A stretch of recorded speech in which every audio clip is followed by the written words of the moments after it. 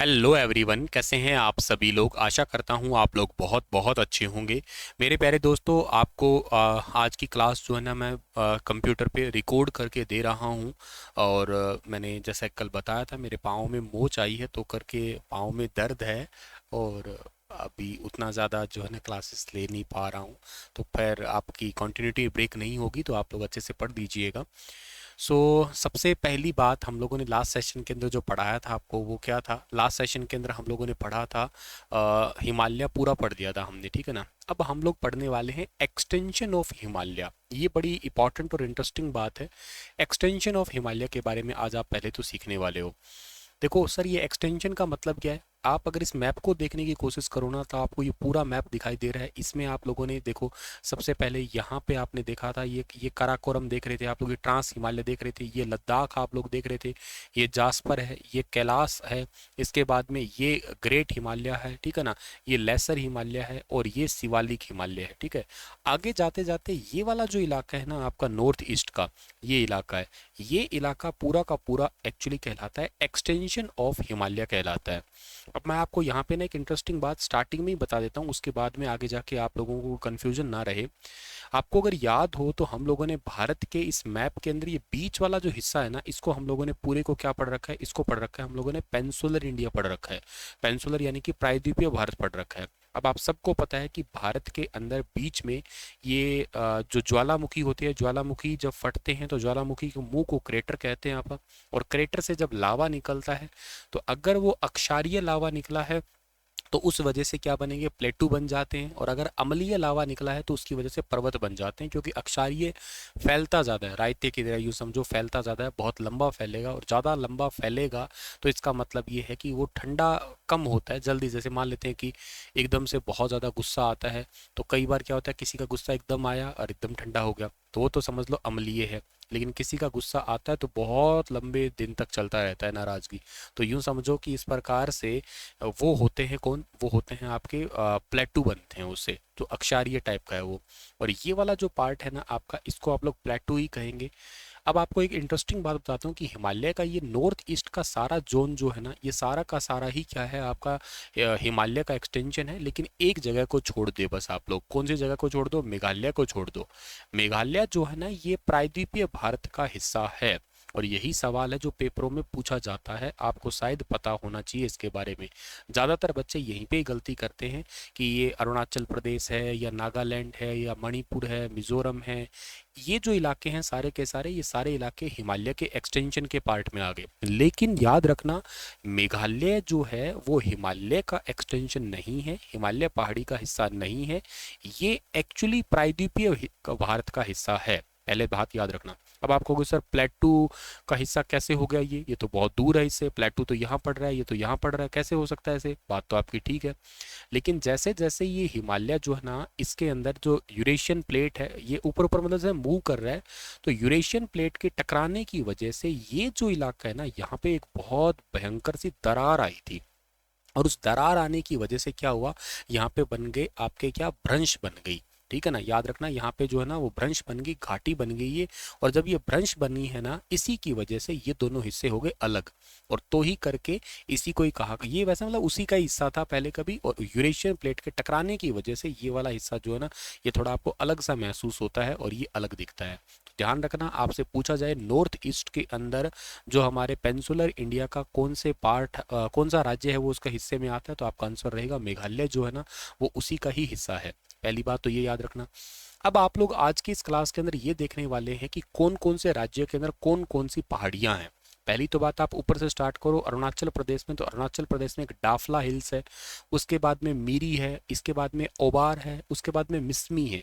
मिसमी बहुत इंपॉर्टेंट है, क्यों इंपॉर्टेंट है, क्योंकि ये चाइना, म्यांमार और इंडिया, इन तीनों हिस्सों को टच करती है, तो करके पेपरों में पूछ लेते हैं इसके बारे में। अब इनको मैं डिटेल से बताने वाला हूँ, एक बार थोड़ा सा आप लोग इनका आइडिया ले लीजिएगा। इसके अलावा जो है ना पटकाई बूम है, नागालैंड की नागा पहाड़ी है, पटकाई बूम, मिसमी और के साथ में अबोर है, मीरी है और डाफला, ये सारी अरुणाचल प्रदेश की है। नागालैंड की नागा पहाड़ी है। मणिपुर के अंदर जो है ना पूर्वी मणिपुर पहाड़ी है और लोकटक लेक है, इसके बारे में डिटेल से पढ़ेंगे हम लोग। और मिजोरम के अंदर लुशाई पहाड़ी है, मिजो पहाड़ी है और तामदिल झील है। ये सारे के सारे एक्सटेंशन है। ऐसा मैं नहीं कहूँगा कि मेघालय के अंदर पहाड़ी नहीं है। गारो, खासी, जयंती आपने पहाड़ी सुनी होगी, लेकिन वो जो है ना वो प्रायद्वीपीय भारत का हिस्सा है, वो एक्सटेंशन ऑफ हिमालय नहीं है, ये याद रखना आप लोग। अब अगर हमने थोड़ा और डिटेल से जाना है तो सबसे पहले इसका बहुत ही बेसिक इंट्रोडक्शन देख लेते हैं हम लोग, क्योंकि यहाँ से छोटे छोटे सवाल बनने हैं। एक एक करके तसल्ली से समझना आप लोग, बहुत आराम से समझाने की कोशिश कर रहा हूँ। हिमालय के दक्षिण पूर्व में स्थित पहाड़ियाँ हैं। अगर आपसे पूछा जाए कि पूर्वी हिमालय या एक्सटेंशन ऑफ हिमालय क्या है, तो ये हिमालय के दक्षिण पूर्व में पड़ता है। मतलब मेन हिमालय और हिमालय के, जैसे आपका हिमालय के थोड़ा सा दक्षिण साइड में आता है और किस साइड में, उसके पूर्व में। ये साइड तो वैसे भी ईस्ट का हो ही गया सारा का सारा। इसकी लोकेशन पूछ ले आपसे, किसकी लोकेशन आपसे पूछ ले जाए, नॉर्थ ईस्टर्न हिमालय की लोकेशन पूछ ले, या आपसे पूछ ले एक्सटेंशन ऑफ हिमालय की लोकेशन क्या है। तो एक्सटेंशन ऑफ हिमालय की लोकेशन कहाँ पे, हिमालय के दक्षिण में पड़ता है और दक्षिण पूर्व में पड़ता है। पहली बात ये है। दूसरी बात यह है कि जनजाति, और इसमें जो है ना एक याद रखना, जितनी भी ये पहाड़ी है ना, उन पहाड़ियों पे वही जनजाति भी रहती है। इन लोगों की ना खेती का एक बड़ा गजब का तरीका है, जिसको आप लोगों ने शायद सुना होगा, शिफ्टिंग फार्मिंग सुना होगा या झूम खेती सुना होगा। ये लोग क्या करते हैं, जैसे मान लेते हैं कि ये छोटे छोटे से पहाड़ से है ये, और इन पहाड़ों के ऊपर खेती करते हैं। तो पहले क्या करेंगे, यहाँ पे जो भी पेड़ पौधे खरपतवार जो भी है उसको पहले काट देंगे।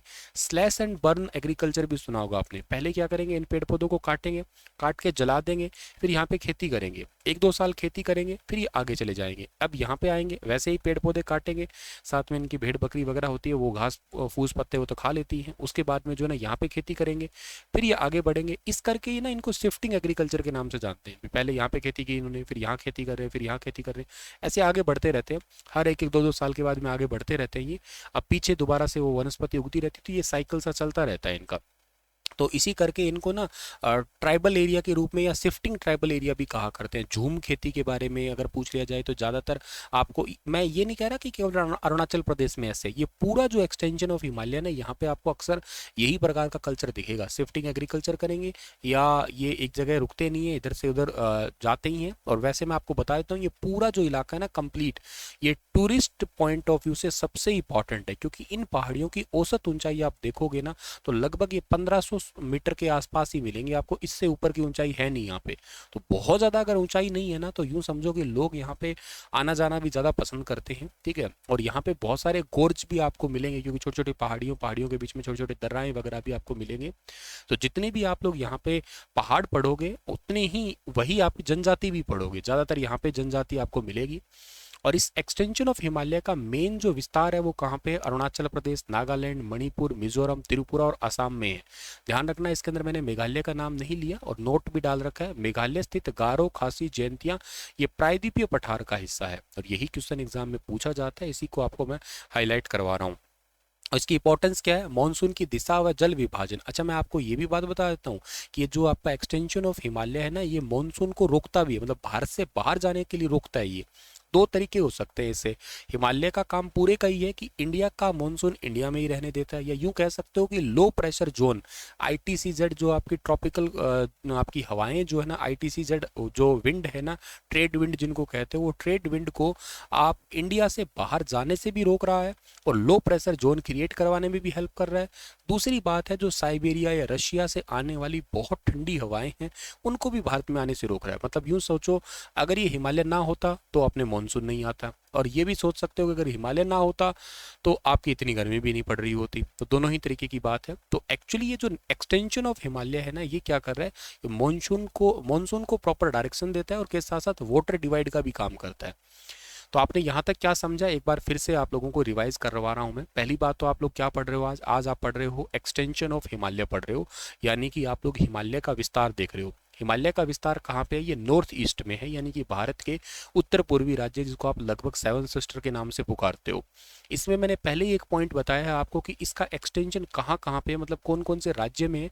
तो इस राज्य में अरुणाचल प्रदेश आता है, नागालैंड आता है, मणिपुर आता है, मिजोरम आता है, असम आता है, ये राज्य इसके शामिल है। लेकिन इसमें क्या नहीं आता, इसमें मेघालय नहीं आता। मेघालय क्यों नहीं आता, क्योंकि ये प्रायद्वीपीय पठार का हिस्सा है। आप कहोगे सर प्रायद्वीपीय पठार का हिस्सा क्यों हो गया, ये क्यों हो गया, इसकी वजह है क्योंकि भारत जो है ना, इंडियन प्लेट वो यूरेशियन प्लेट से टकराई, और टकराने के बाद में यहाँ पे आई दरार, और जैसे ही दरार आई तो ये हिस्सा हो गया अलग। तो इसमें गारो, खासी, जयंतिया पहाड़ियाँ तो है, लेकिन वो प्रायद्वीपीय पठार की पहाड़ियाँ। पठारों में भी आपको पता ना पहाड़ी हो सकते हैं, आमतौर पे उनकी ऊंचाई कम होती है, बस फर्क इतना ही होता है, टेबल की तरह ही होते हैं वो, लगभग जैसे स्टूल या टेबल की तरह ही मान लो आप। और इनमें क्या है कि जितने भी आप ये पहाड़ियां पढ़ रहे हो ना, जैसे मीजो पहाड़ियां, तो मीजो जनजाति भी है, लुसाई जनजाति भी है, तो आमतौर पे आपको इस वाले इलाके के अंदर ज़्यादातर जनजाति देखने को मिलेगी। तो ये एक पॉइंट इंपॉर्टेंट है, यहाँ पे आपको जनजाति ट्राइब्स देखने को मिलेगी। अच्छा, इन ट्राइब्स का जो जीवन निर्वाह है, खेती कैसे करते हैं, ये झूम खेती करते हैं सारे के सारे, ये भी पॉइंट आपको मैंने अभी समझाया है। झूम खेती कह दो, इसको शिफ्टिंग एग्रीकल्चर, शिफ्टिंग क्यों कहते हैं, क्योंकि ये इस ज़्यादा ऊंचाई तो है नहीं पहाड़ों की, तो यहाँ पे आके ये छोटे मोटे पेड़ पौधे उनको काटेंगे, यहाँ पे जलाएंगे, खेती करेंगे, फिर अगले 1-2 साल बाद आगे, फिर 1-2 साल बाद आगे, ऐसे शिफ्ट करते जाएंगे। स्लैश एंड बर्न एग्रीकल्चर भी कहते हैं इसको हम लोग। तो ये सब पॉइंट आप लोगों ने अभी देख लिया है या पढ़ लिया है यहाँ पे। अब बात करते हैं आगे की हम लोग। अब आगे की बात है तो हम लोगों को आगे पढ़ना है ये, यानी कि कुछ मेन पहाड़ियाँ, मेजर हिल्स कौन कौन सी है अपनी। तो इसको मैंने अभी आपको मैप के थ्रू दिखाया है। अरुणाचल प्रदेश में कौन सी है, डाफला है, मीरी है, अबोर है, मिसमी है, पटकाई बुम है, इनको हम सबको पढ़ने वाले हैं, इंपॉर्टेंट है ये।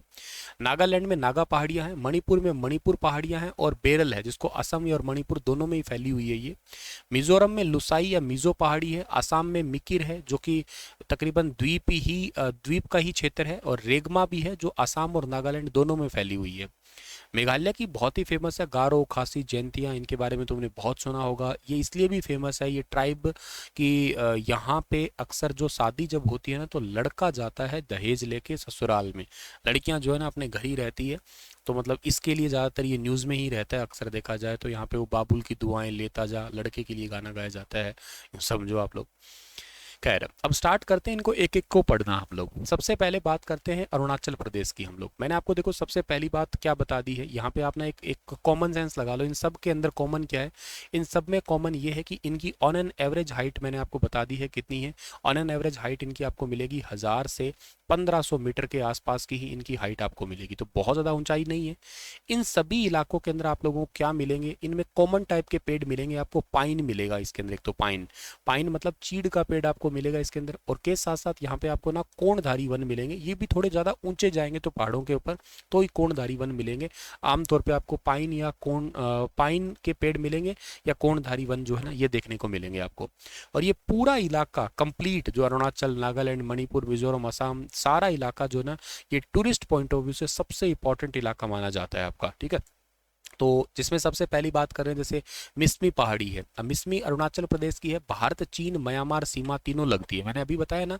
मिसमी ऐसी पहाड़ी है जो 3 देशों की बॉर्डर, अब आपका पेपर सवाल आपसे यूं कर लेगा, अरुणाचल प्रदेश की कौन सी पहाड़ी ऐसी है जो 3 देशों के साथ में अपने बॉर्डर शेयर कर रही है, तो आपको याद रखना है मिसमी पहाड़ी। कौन कौन से देश है, एक तो इंडिया हो गया, एक म्यांमार हो गया, एक चाइना हो गया। अरुणाचल प्रदेश तो जाहिर सी बात है यहाँ आसपास में यही देश होंगे। अगली बात मैंने कहा ना कि अभी यहाँ पे आपको ज्यादातर, अच्छा इस क्षेत्र में, इस पूरे क्षेत्र में आपको बैम्बू भी बहुत मिलेंगे, मतलब बांस खूब मिलेगा, बांस भी मिलेगा, कोणधारी पेड़ भी मिलेंगे, और चीड़ भी मिलेगा, पाइन भी मिलेगा, इस पूरे इलाके में मिलेंगे। तो कॉमन है सब पहाड़ियों के लिए एक चीज ये। अच्छा, मिसमी पहाड़ी जो है ना, इन पहाड़ियों में सबसे ऊंची चोटी जो है ना वो कौन सी है, वो है डाफला बम चोटी। डाफला बम चोटी जो है ना मिसमी पहाड़ी की सबसे ऊंची चोटी है, ये याद रख लेना आप लोग। और एक बात और इंपॉर्टेंट है कि मिसमी पहाड़ी को एक गेटवे ऑफ ब्रह्मपुत्रा कहा जाता है, मतलब यहाँ से ब्रह्मपुत्र नदी जो है ना वो प्रवेश करती है, तो इस करके इसको ब्रह्मपुत्र नदी का प्रवेश कहते हैं या गेटवे ऑफ ब्रह्मपुत्रा कहते हैं। तो मोटे तौर पे क्या बात याद रखोगे, अरुणाचल प्रदेश, अरुणाचल प्रदेश की पहाड़ी कौन सी है, मिसमी है। कितने देशों के साथ लगती है, 3 देश है। कौन से है, चाइना है, और चाइना के साथ में कौन सा है, म्यांमार है, और कौन सा है, इंडिया हो गया। इसकी सबसे ऊंची चोटी कौन सी है, डाफलाबम सबसे ऊंची चोटी है इसकी। यहाँ पे आमतौर पे क्या पाए जाते हैं, बांस पाए जाते हैं, चीड़ पाया जाता है यानी कि पाइन, और के साथ साथ कोणधारी वन पाए जाते हैं। इसको गेटवे ऑफ ब्रह्मपुत्रा भी कहते हैं हम लोग, यानी कि ब्रह्मपुत्रा का प्रवेश द्वार भी कह देते हैं हम लोग, ठीक है। दूसरी पहाड़ी आती है यहाँ पे कौन सी, पटकाई बूम इंपॉर्टेंट है। पटकाई बूम जो है ना ये महान हिमालय का हिस्सा है, मतलब ये पार्ट ऑफ ग्रेट हिमालय है, और अरुणाचल प्रदेश के दक्षिण पूर्व और नागालैंड के तक इसका पूरा इलाका जो है ना फैला हुआ है ये। और यहाँ पे भी मैंने कहा ना कि यहाँ कॉमन ही है, बैम्बू तो सब में ही पाए जाएंगे, और पाइन भी सब में ही पाया जाएगा। नागालैंड के अंदर जो पहाड़ी है वो कौन सी है, नागालैंड की पहाड़ी है नागा पहाड़िया, ठीक है, नागालैंड की पहाड़ी नागा पहाड़ी है। अच्छा एक बात आपको मैं बताता हूँ, इंपॉर्टेंट है, नागालैंड की कैपिटल कोहिमा है ना, ये भारत की सबसे पूर्वी राजधानी है। ये क्वेश्चन एक बार पेपर में पूछा गया था, कर्म बद सेट करना था। भारत की पूर्वी राजधानी कौन सी है पहले पे और दूसरे पे, इस तरीके से सवाल थे उसके। तो उसके आंसर में ना एक कोहिमा था, एक इम्फाल था, एक आइजोल था और एक अगरतला था, ये ऑप्शन थे उसके अंदर। तो ध्यान रखना आप लोग इसमें गैप से देख पाओगे सबसे पूर्वी थोड़ा सा, यहाँ पे खैर अलाइनमेंट बिल्कुल ऐसे तो क्या करोगे, लेकिन फिर भी अगर कोशिश करो देखने की तो थोड़ा सा ज्यादा पूर्वी में कोहिमा है। तो कोहिमा सबसे ईस्टर्न है, याद रखना, एक नंबर पे। 2 नंबर पे इसके अंदर कौन सी है, इम्फाल है। 3 नंबर पे आइजोल है और उसके बाद में फिर अगरतला का लास्ट ऑप्शन होगा, जाहिर सी बात है अकॉर्डिंग टू ऑप्शन जो दे रखा है। लेकिन आपसे पेपर में पूछा जाए इंडियाज मोस्ट ईस्टर्न कैपिटल तो है कोहिमा, कोहिमा के बाद में इम्फाल। कोहिमा नागालैंड का कैपिटल है, ठीक है। अच्छा, नागा पहाड़ियाँ कहाँ कहाँ पे फैली हुई है, नागा पहाड़ियाँ फैली हुई है नागालैंड और मिजोरम दोनों के अंदर फैली हुई है, ठीक है ना। नागा पहाड़ियाँ जो ना आमतौर पे इस वाले क्षेत्र के अंदर जो है ना ये पूरी फैली हुई है ये। इसकी सबसे ऊंची चोटी का नाम माउंट सारमती है। और कोहिमा देखो सबसे पूर्वी राजधानी है, ईस्टर्न कैपिटल है सबसे ये, ठीक है। अब बात करते हैं मणिपुर की। ये तो भाई तुम्हें बहुत इंटरेस्टिंग लगेगा, इंटरेस्टिंग इसलिए कि पेपर में यहाँ से सवाल यकीनन तुम्हें देखने को मिलेंगे। पहली बात ये सुन लो कि ये जो मणिपुर के अंदर, मणिपुर जो है ना ये पूरा बाउंड्री भी बनाता है म्यांमार के साथ में। इसकी सबसे ऊंची चोटी का नाम तो माउंट जापवो है। ये इसलिए जरूरी नहीं है, सुनो ध्यान से, इसकी जरूरत क्यों है इतनी। एक्चुअली क्या है कि यहाँ पे दो पहाड़ी है, एक का नाम है लेमाटोल पहाड़ी, एक पहाड़ी का नाम है मणिपुर पहाड़ी। लेमाटोल और मणिपुर के बीच में ना लेक बनी हुई है, लेक यानी कि झील बनी हुई है। उस झील का नाम क्या है, लोकटक झील है। इंडियाज मोस्ट क्लीनेस्ट लेक कहते हैं, इतनी साफ है ये कि इसके नदी के पत्थर भी साफ दिखाई देते हैं पड़े हुए, इतनी साफ है ये। और ये मणिपुर, ये लोकटक लेक है ना, ये फ्रेश वाटर लेक भी कहलाती है। मतलब ये कह सकते हो कि नॉर्थ ईस्ट की सबसे बड़ी मीठे पानी की झील। वैसे ओवरऑल तो आप लोग वुलर पढ़ते हो, लेकिन नॉर्थ ईस्ट की सबसे बड़ी मीठे पानी की झील पढ़ते हो आप, लोकटक ही पढ़ा करते हो। तो अगर मैं कहूँ सबसे पहली बात लोकटक लेक की खास बात क्या है। अच्छा, इस लेक में ना आपको ना जगह जगह पे इस तरीके के ना ये आइलैंड दिखेंगे। ये आइलैंड जितने भी आपको दिख रहे हैं ना, आपको ये गोल गोल चटकारे से दिखाई दे रहे हैं, ये आइलैंड है ना, इनमें ज्यादातर तो पाई जाती है सोइल, पाई जाती है मिट्टी, पाई जाती है इनके अंदर। और मिट्टी के अलावा यहाँ पे और क्या पाए जाते हैं, और यहाँ पे बहुत सारी वेजिटेशन पाई जाती है, ठीक है ना। मतलब आप कह सकते हो कि कुछ वनस्पति होगी, कुछ पौधे हो सकते हैं आपके, जिनको आप लोग वेजिटेशन के नाम से जानोगे, वेजिटेशन पाई जाती है। और वेजिटेशन के साथ साथ यहाँ पे कुछ और जैविक पदार्थ भी पाए जाते हैं, जिनको आप लोग कहा करते हो ऑर्गेनिक मैटर कहते हो। इन सब के मदद से, इन जैसे मिट्टी है, मिट्टी के अलावा जैसे कुछ घास फूस होते हैं ना, पौधे पानी में उग जाते हैं, कुछ जैविक पदार्थ है, इन सब के मिलने से जो तैयार होता है ना, वो आपका एक आइलैंड सा तैयार होता है। उसको आप फुमदी के नाम से जानते हो, फुमदी, उसको फुमदी कहते हो, ध्यान रखना। तो तैरते हुए वनस्पति और जैविक पदार्थों का द्वीप है, फुमदी कहलाता है ये। और ये द्वीप ऐसे नहीं मत समझो आप लोग इनको कि ये बड़े कमजोर होते हैं, इनके ऊपर तो अच्छे खासे कई बार कोई मवेशी जानवर भी खड़ा रह सकता है। मतलब ऐसा नहीं कि धसकने वाले हो। जैसे आपने नॉर्मल क्या देखा होगा, तालाब के अंदर कोई घास सा हुआ ऊपर ऊपर दिखता है आपको, तो भाई सर घास है उसके ऊपर, तो क्या ही कोई चीज़ खड़ी रह सकती है। लेकिन ये प्रॉपर घास नहीं है, ज़्यादातर हिस्सा इनका पानी में डूबा हुआ है। लेकिन ये नहीं है कि ये मतलब बिल्कुल ही कमजोर से होते हैं, ये पूरे ऐसे तैरते रहते हैं। इनके इनके अंदर मिट्टी भी रहती है, कह सकते हो आप लोग। और ये फुमदी जो है ना, इन्हीं फुमदी को भारत सरकार ने सोचा कि इनको ना नेशनल पार्क बनाते हैं। और ये नेशनल पार्क जो बनाना, इसका नाम है केबुल लामजाओ नेशनल पार्क। और गजब की बात ये है कि ये दुनिया का वन एंड ओनली ऐसा नेशनल पार्क है जो तैरता हुआ है, the world only floating national park. मतलब एकमात्र ऐसा नेशनल पार्क है जो तैरता हुआ है। तैरता हुआ किस तरीके से समझ गए आप लोग, ये पार्क है, इस पे आपको बहुत सारे जीव, मतलब मैंने कहा ना अभी ऑलरेडी, यहाँ पे जैविक पदार्थ तो है ही है, मिट्टी भी है, मिट्टी के साथ जैविक पदार्थ हो गए, और के साथ साथ सॉइल वगैरह भी देखने को मिल रही है। तो तैरता हुआ नेशनल पार्क है ये। और एक इंटरेस्टिंग बात और बताता हूँ आपको मैं, यहाँ पे डांसिंग डियर भी पाए जाते हैं। और डांसिंग डियर जिसको सांगाई भी कहते हैं, या इनको आप लोग जो है ना रूसे वॉर्स एलडी के नाम से भी जानते हैं, ये पूरी दुनिया से खत्म हो चुके हैं, सिर्फ और सिर्फ ये मणिपुर में पाए जाते हैं। मतलब मोस्ट मोस्ट एंजेडेड आप लोग प्रजाति कह सकते हो, सबसे खत्म हो गई, मतलब पूरी दुनिया से खत्म हो गई, केवल यहीं पे बचे हैं ये डांसिंग डियर। और रामसर आर्द्र भूमि, मतलब इसको वेटलैंड साइट का दर्जा मिला था 1990 में। और 1993 में इसको जो है ना एक्चुअली मॉन्ट्रेक्स रिकॉर्ड में भी शामिल कर लिया। मॉन्ट्रेक्स रिकॉर्ड में वो चीज़ शामिल होती है जो बिल्कुल ही लुप्त प्राय प्रजाति हो। जैसे यहाँ पे अभी फिलहाल कह सकते हो, एक तो दुनिया का एकमात्र तैरता हुआ पार्क है, ये भी वन एंड ओनली ही है, तो यहाँ का भी पूरा संरक्षण करना है। के साथ साथ डांसिंग डियर भी यहीं पे ही है, और इसी करके जो है इसको मॉन्ट्रेक्स रिकॉर्ड के अंदर भी शामिल किया गया है। बड़े ध्यान से सुनना बेटा, बहुत ज़्यादा इंपॉर्टेंट है ये सारे सवाल आपसे पूछे जाते हैं। पहला बात है कि लोकटक झील कहाँ पड़ती है? मणिपुर में है। मणिपुर में भी एग्जैक्ट पूछ ले कहाँ पे, ये मोइरंग में पड़ती है। और ये एकमात्र है मीठे पानी की झील, इस करके इसको लाइफ लाइन ऑफ मणिपुर भी कहते हैं। मणिपुर की लाइफ लाइन कहते हैं। नॉर्थ ईस्ट की सबसे बड़ी फ्रेश वाटर लेक है ये। यहाँ पे फुमदी पूछ ले, फुमदी क्या है? फुमदी ज़्यादातर हिस्सा पानी में डूबा हुआ, और ये मिट्टी, जैविक पदार्थ और वनस्पति इनसे मिलके बना हुआ, तैयार हुआ एक हिस्सा है आपका। और यहाँ पे ही, उसी से ही केबुल लामजाओ नेशनल पार्क बना, जो दुनिया का एकमात्र तैरता हुआ नेशनल पार्क है। और मणिपुर के अंदर इसी जगह पे ही ना तैरने, सॉरी, ये आपके नाचने वाले हिरण पाए जाते हैं, जिनको आप लोग जो ना रूस वॉर्स एलडी कहते हैं, और ये रामसर साइट का दर्जा भी इसको मिल चुका है। ठीक है ना। यहाँ पे कुछ नदियाँ भी, जैसे बराक और इम्फाल रिवर्स भी है, आपको देखने को मिलती है। ठीक है।